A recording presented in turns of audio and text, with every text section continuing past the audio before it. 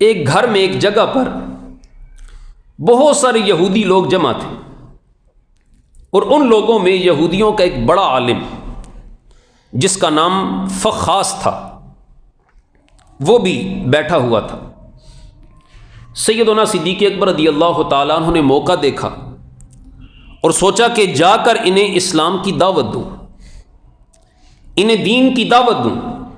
سیدنا صدیق اکبر رضی اللہ تعالیٰ عنہ وہاں چلے گئے اور وہاں جا کر ان یہودیوں سے کہا کہ اے یہودیو، اللہ رب العزت کی وحدانیت پر یقین کرو، اور اس بات پر بھی یقین کرو کہ اس نے رسول اللہ صلی اللہ علیہ وآلہ وسلم کو آخری رسول بنا کر بھیجا ہے۔ اور ساتھ ہی سیدنا صدیق اکبر نے کہا کہ یہ وہی رسول ہیں جس کی علامتیں اللہ رب العزت نے تمہاری کتابیں تورات اور انجیل میں تحریر فرمائی ہوئی ہیں، اس لیے اسلام لاؤ اور اللہ کی وحدانیت پر یقین کرو۔ باقی یہودی تو خاموش رہے، ان کا جو بڑا عالم تھا فخاس، اس نے اللہ رب العزت کی توہین کرنا شروع کر دی۔ اس نے کہا کہ تم ہمیں یہ کہتے ہو کہ ہم اللہ کو مانیں، ہم اللہ کو ماننے کے محتاج نہیں ہیں، اللہ اس بات کا محتاج ہے کہ ہم اسے مانیں، ہمیں اسے ماننے کی محتاجی نہیں ہے، وہ محتاج ہے، ہمیں کوئی ضرورت نہیں ہے کہ ہم اسے مانیں، وہ ضرورت مند ہے کہ اسے مانا جائے۔ اور اس نے یہاں تک کہا کہ ہم تو غنی ہیں، ہم امیر ہیں، تمہارا اللہ تو بڑا غریب ہے، جو لوگوں کو کہتا ہے صدقہ دیا کرو، میری راہ میں خرچ کیا کرو، اللہ غریب ہے اس لیے کہتا ہے میری راہ میں خرچ کیا کرو۔ ہم تو دینے والے ہیں، اللہ لینے والا ہے، دینے والے امیر ہوتے ہیں، لینے والے غریب ہوتے ہیں۔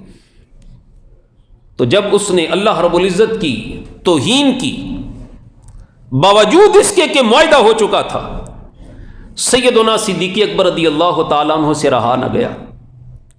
آپ آگے بڑھے اور ایک زوردار چانٹا اس یہودی کے منہ کے اوپر مارا، اور مارنے کے بعد کہا اے یہودی عالم سن لے، اگر تمہارے اور ہمارے درمیان امن کا معاہدہ نہ ہوا ہوتا تو صدیق آج تجھے چانٹا نہ مارتا، صدیق تلوار مار کے تیرا سر تیرے تن سے جدا کر دیتا۔ صدیق نے چانٹا نہیں مارنا تھا، صدیق نے تیری گردن میں تلوار مارنی تھی۔ اب اس مقام پر یہ بات امام فخر الدین رازی نے تفسیر کبیر کے اندر لکھی، یہ کوئی قصہ کہانی نہیں ہے۔ اس مقام پر میں دعوت فکر دینا چاہتا ہوں ان لبرل لوگوں کو، ان روشن پسند لوگوں کو جو صرف یہ کہتے ہیں کہ اسلام امن کا درس دیتا ہے۔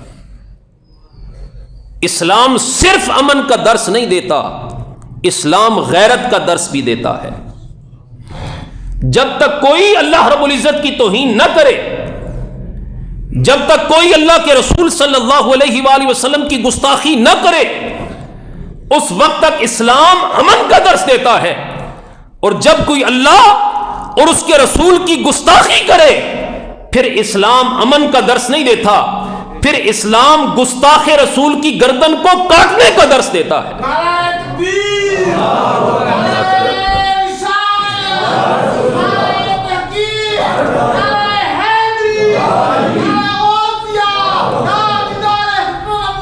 زندہ باد زندہ باد۔ جب تک کوئی اللہ اور اس کے رسول کی توہین نہ کرے، اس وقت تک اسلام امن کا درس دیتا۔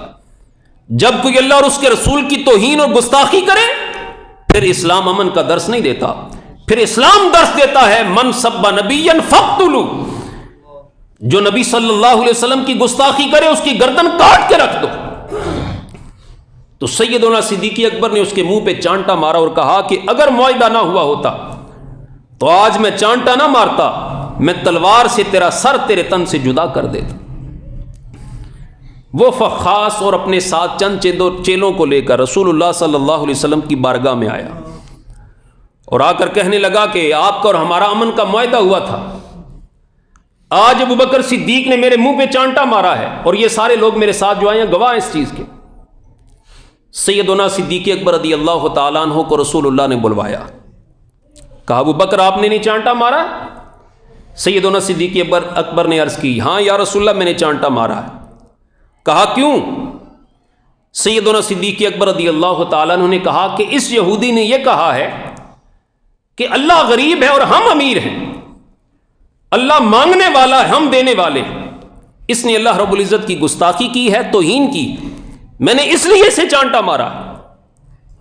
تو وہ جو یہودی تھا وہ آگے سے منکر ہو گیا، اس نے کہا میں نے یہ بات نہیں کی۔ صدیق اکبر کہتا ہے کہ اگر میں نے یہ بات کی ہے تو صدیق اکبر کو کہیں کوئی نہ کوئی گواہ پیش کرے۔ اب سیدنا صدیق اکبر تو اکیلے گئے تھے اور وہاں سارے کے سارے یہودی تھے، اب صدیق اکبر رضی اللہ تعالیٰ عنہ کی گواہی کون دے؟ حضور نے فرمایا صدیق گواہ پیش کرنا پڑے گا، وگرنہ تو نے غلطی کی ہے اسے چانٹا مار کے۔ اور صدیق اکبر بھی رضی اللہ تعالیٰ عنہ بھی پورے اطمینان کے ساتھ، پورے سکون کے ساتھ اور اللہ کی وحدانیت اور الوہیت پر پورے یقین کے ساتھ کھڑے تھے۔ ادھر رسول اللہ نے فرمایا کہ اے ابو بکر گواہ پیش کر، ادھر رب نے کہا اے جبریل جلدی سے قرآن کی یہ آیت لے کر مصطفیٰ کی بارگاہ میں چلا جا۔ جبریل قرآن کی آیت لے کر آئے۔ وہ آیت کیا تھی سنیے، اللہ رب العزت نے فرمایا قد سمع اللہ قول الذین قالوا ان اللہ فقیر ونحن اغنیاء۔ کہا اے محبوب جن لوگوں نے یہ کہا ہے کہ اللہ غریب ہے اور ہم امیر ہیں، اور آج یہ کہہ رہے ہیں کہ گواہ پیش کرے، اگر صدیق اکبر کا گواہ کوئی نہیں ہے اور یہودیوں کی ان غلط بات کی گواہی کوئی نہیں دینے والا، قد سمع اللہ، اللہ نے ان کی اس بات کو سن لیا ہے، اللہ نے اس بات کو سن لیا ہے۔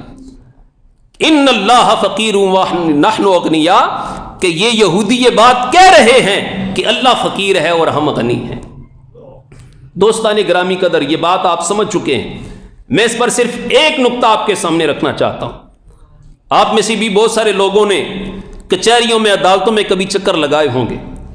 جب جج کہتا ہے ملزم کو کہ تجھ پر یہ الزام ہے، کوئی نہ کوئی گواہ پیش کر، ہر ملزم پھر اپنے حق میں کوئی نہ کوئی گواہی لے کر جاتا ہے، کوئی جھوٹے گواہ لے کے جاتا ہے، کوئی سچے لے کے جاتا ہے، لیکن ہمیشہ قیامت تک ہر شخص کی گواہی انسان نے دی ہے، پر صدیق اکبر وہ صدیق ہیں جنہیں جب عدالت مصطفیٰ میں پیش کیا گیا تو صدیق کے سچے ہونے کی گواہی کسی انسان نے نہیں دی، صدیق کے سچے ہونے کی گواہی خود رحمان نے پیش فرمائی ہے۔ صدیق کے سچے ہونے کی گواہی رحمان نے پیش فرمائی ہے۔ یہ ہے سیدنا صدیق اکبر رضی اللہ تعالی عنہ۔ جب ان سے گواہ مانگا جائے تو اللہ فرماتا ہے اس کی گواہی کوئی اور نہ دے، اس کی گواہی دینے والا رب ہی کافی ہے۔ اسی لیے سیدنا امام اہل سنت امام احمد رضا خان بریلوی رحمۃ اللہ تعالی علیہ کے بھائی حضرت مولانا حسن رضا قادری بڑی خوبصورت بات کہتے ہیں۔ آپ فرماتے ہیں بیاں ہو کس